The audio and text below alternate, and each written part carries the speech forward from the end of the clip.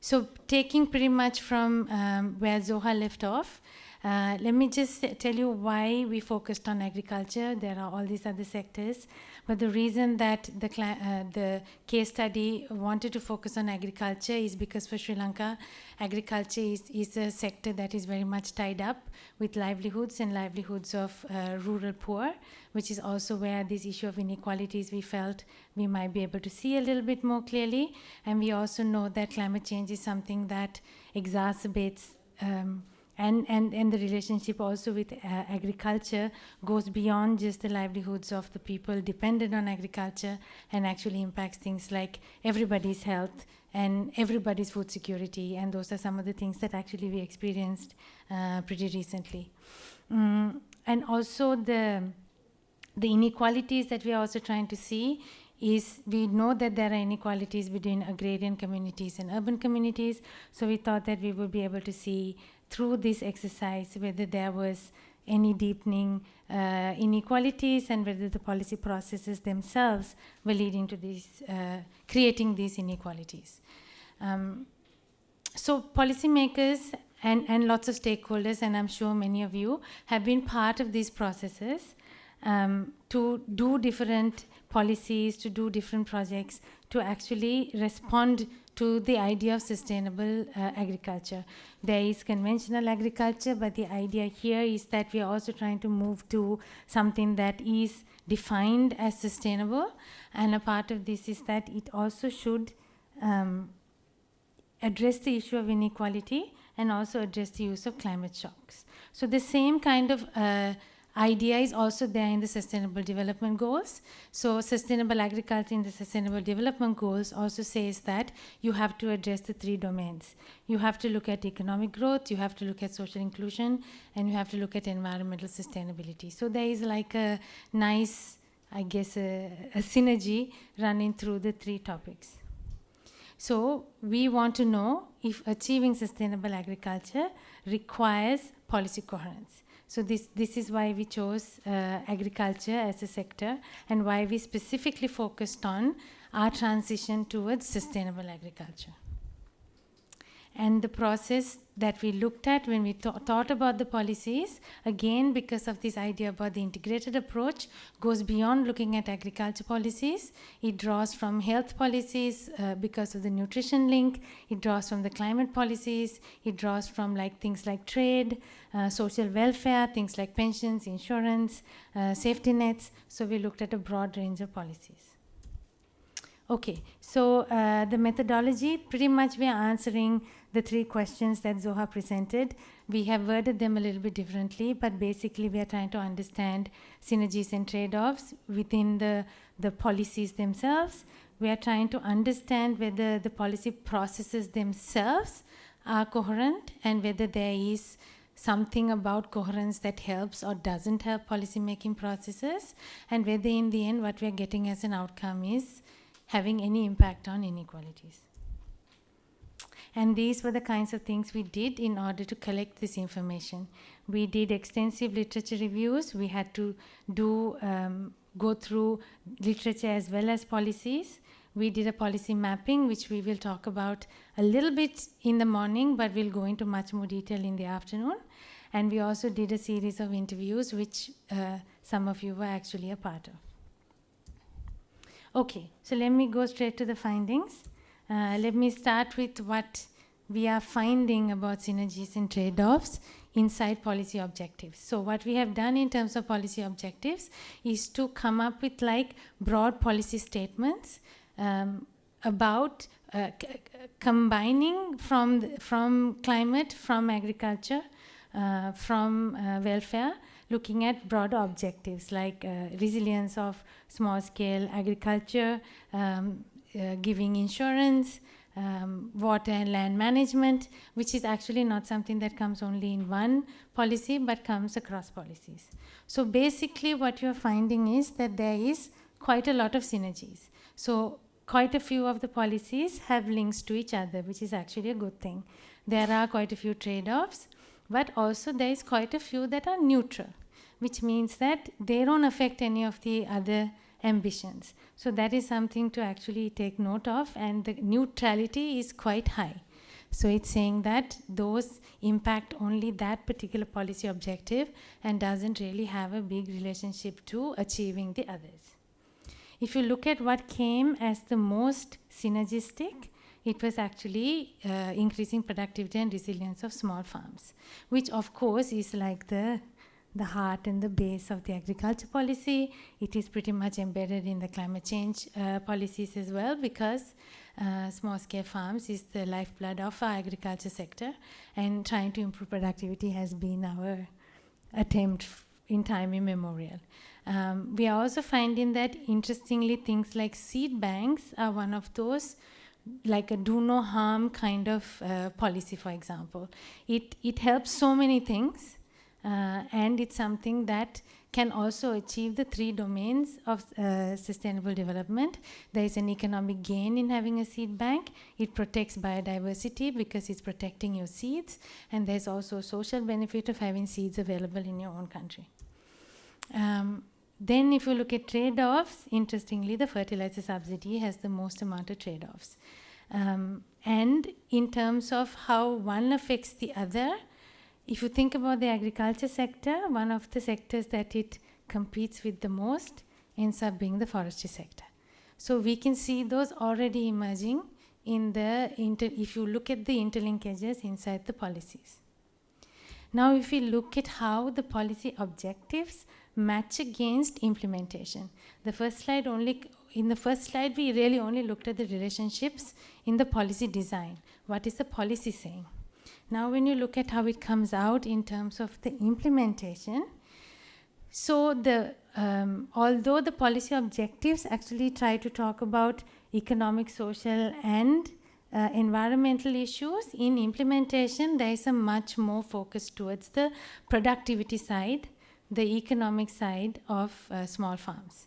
That is the conventional way of addressing productivity, which actually then has several problems. So we find that now, because land holdings were small anyway, now they are fragmented. It increases things like there's issues around labor. They are also not getting a lot of support for things like value addition. It creates kind of a ceiling on how much livelihood improvement you can do. So although there is some productivity, there are also limitations in the amount of economic benefits that are coming out of the attempts when you look at what is happening on ground. The other challenges of this is really the resilience side. The lack of capital, the lack of incentives, the lack of knowledge is actually limiting the amount of environmental, sustainable features that people are able to do. So we are largely doing more of the productivity improvements and not managing to do some of the sustainable, the environmental improvements. And there are marginal improvements then for the communities. The fertilizer subsidy also, interestingly, has positive effects for the farmers. Especially if you are a small farmer, it has actually helped them improve productivity, because without it, their input cost is going to be high. But we are seeing the negative trade-off with the environmental dimension, which is actually now going to get much worse, because the level of productivity and the amount of productivity you can get from increased application of fertilizer is going to plateau. And this conversation was really, we know this is like a national conversation about forest land versus agriculture land.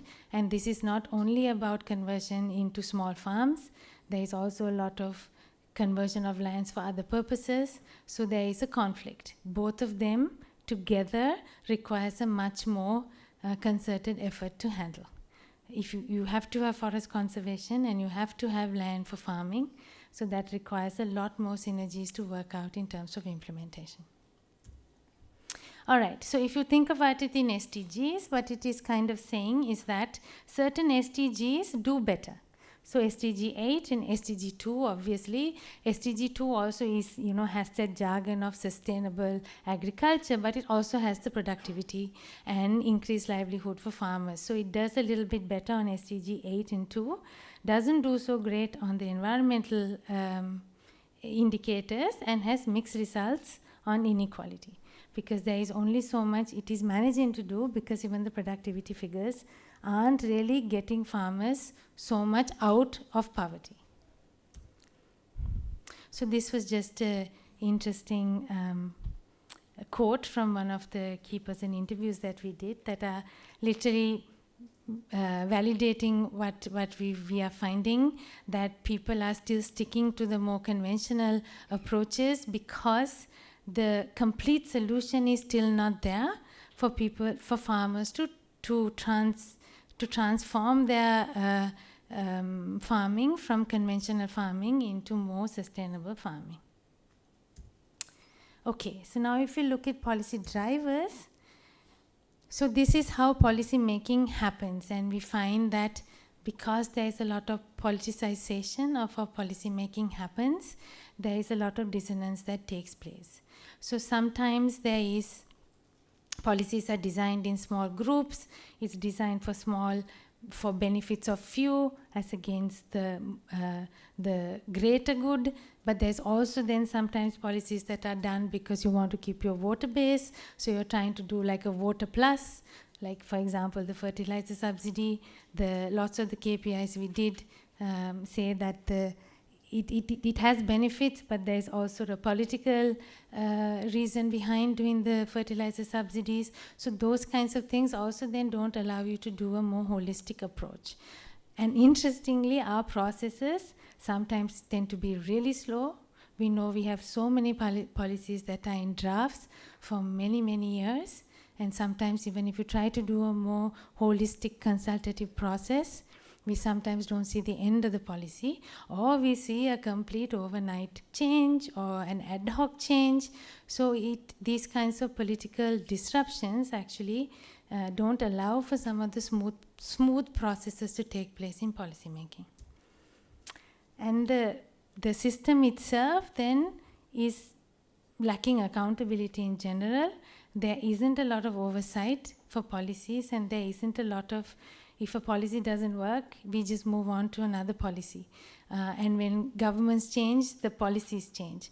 And it doesn't really encourage for us to go through with the policy. So those are some of the issues that we have with the current policy making process, because the institutions themselves don't have some of the systems in place to ensure that those policies are actually implemented.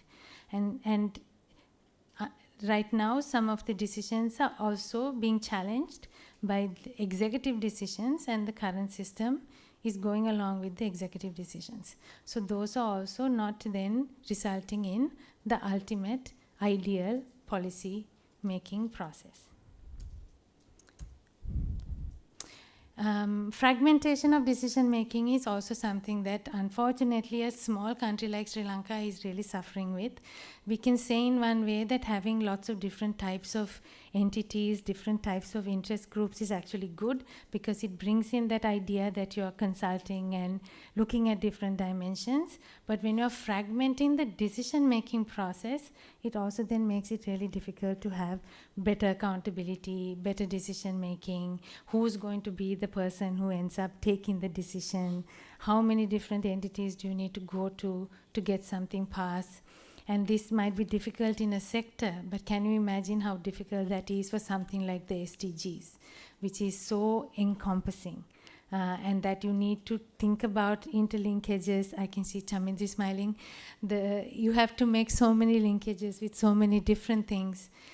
So if you have a very fragmented system, it makes it a lot harder, unfortunately, to achieve something like coherence and better outcomes.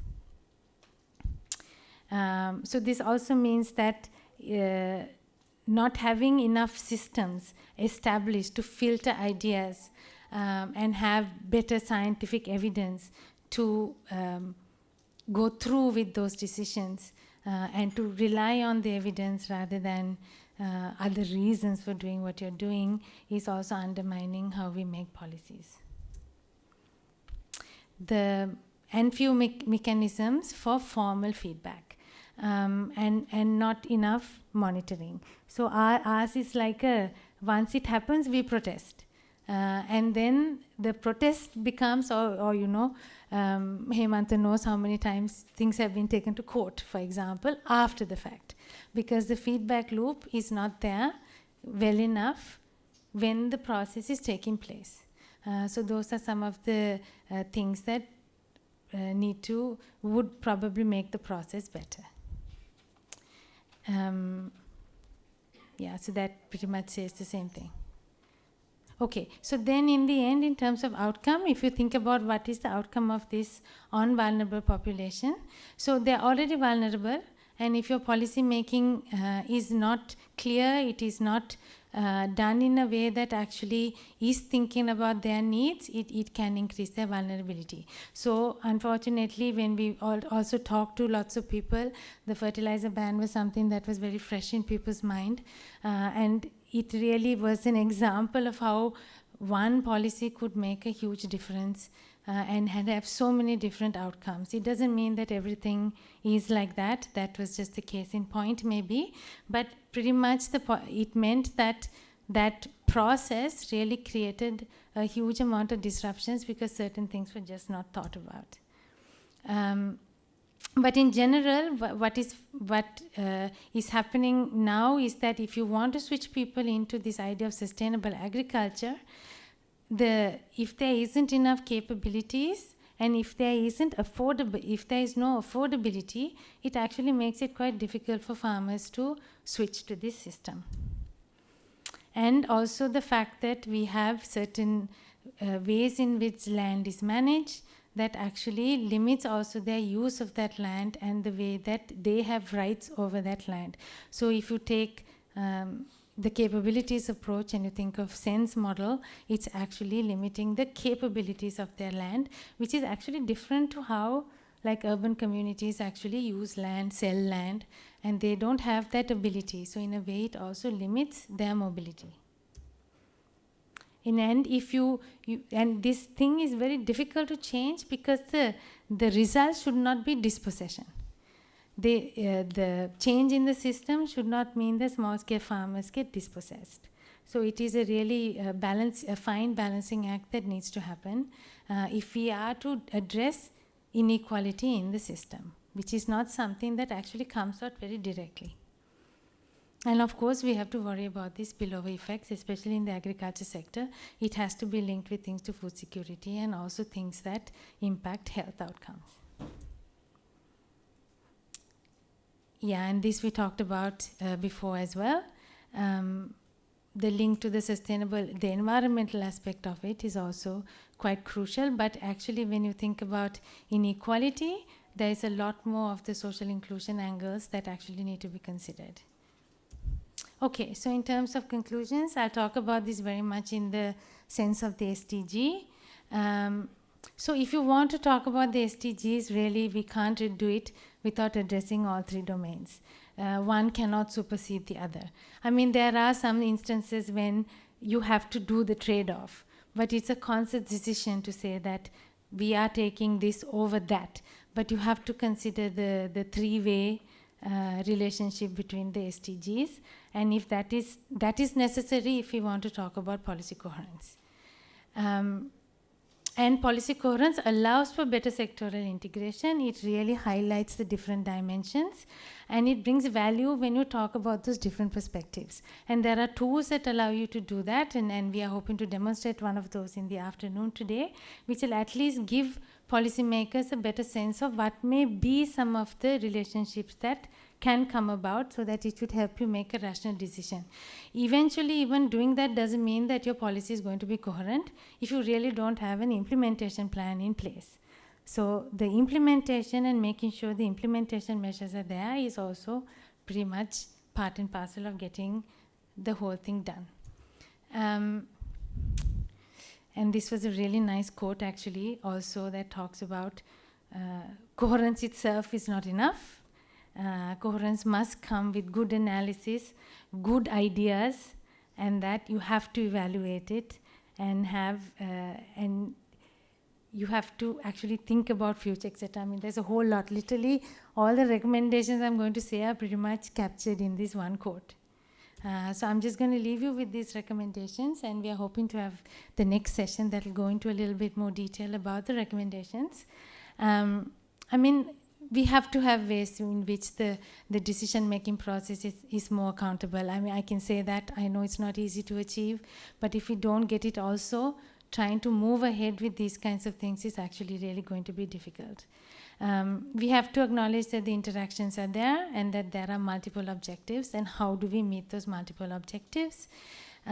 We have to have better coordination of data. We always talk about data, and we have to use data better, and actually better monitoring and better evaluations of our policies to know what the policy is actually doing. So we are not looking at the evaluation of it, we are not looking at the outcome, and if we don't do that, we don't really know if the policy was effective or not either. So yeah, that is my presentation. Thank you. We have some time for Q&A. We do? Oh my gosh, we have 5 minutes for Q&A, she says. But we can talk about it more. There's another session, but I'm happy to take some questions.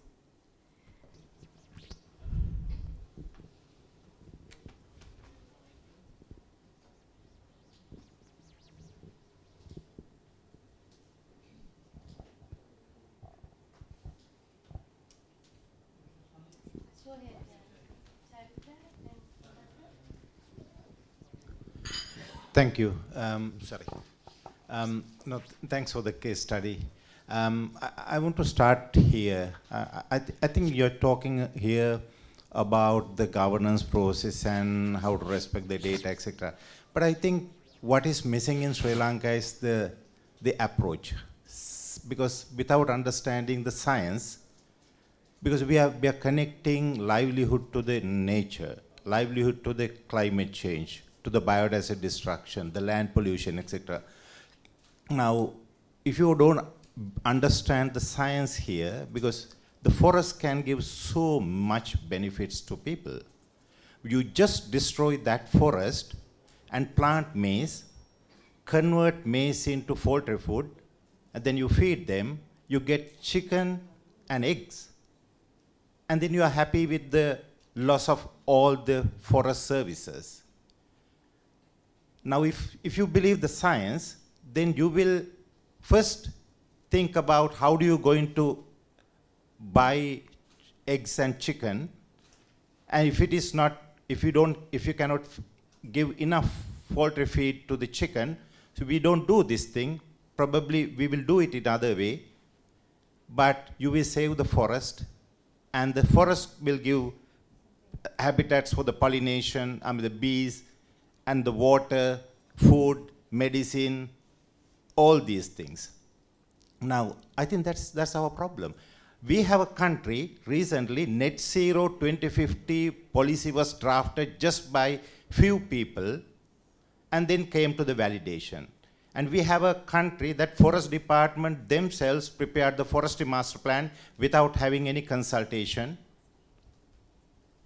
And then all of this goes to the international level. The net zero 2050 will be presented to the UNFCCC. Now only six people, scientists, 6 experts have prepared this thing. So that goes as our policy. I'm not going to support this idea. So that is where the problem actually, if you don't understand, and the people who are preparing these documents sometimes don't even understand what are the negotiations at the international level. So I think my suggestion here, first you have to understand what is our requirement and what is the right science for an island country. Then only you start thinking about the policy. Thank you.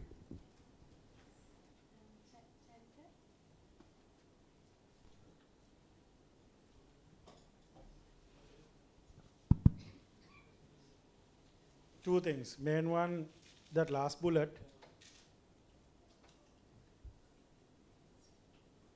I haven't seen a policy monitored or evaluated as a member of the public, let alone private sector. So who's doing that?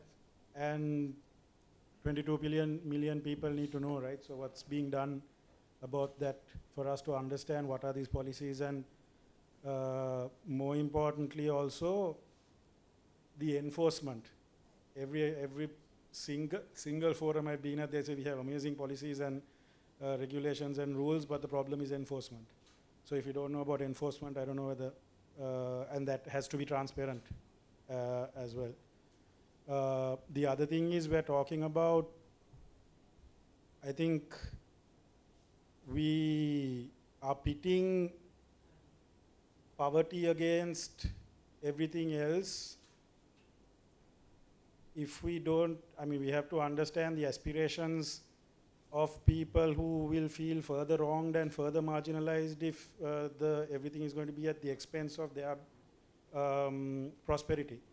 So that the inclusiveness and the win-win, the fact that everybody who's involved in this is focusing on win-win in going for these things, I think needs to be very, very, very strongly repeated. Yeah. Kala, very quickly. Otherwise, Congratulations for your timely effort. Let me go back to the beginning of the study.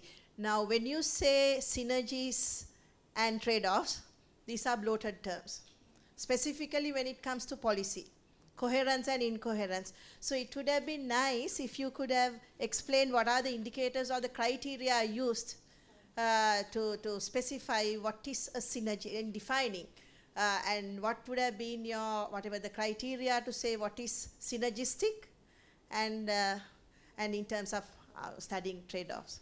okay, I'll answer you very quickly because that is what our afternoon is about. So I know it's a little flipped, but the afternoon is an interactive session that is actually going to take you through trying to do that, trying to do like a policy interactive scoring, and to do that we will actually take you through what is coherence, what is the synergy, what is the trade-off, how do you assign the values.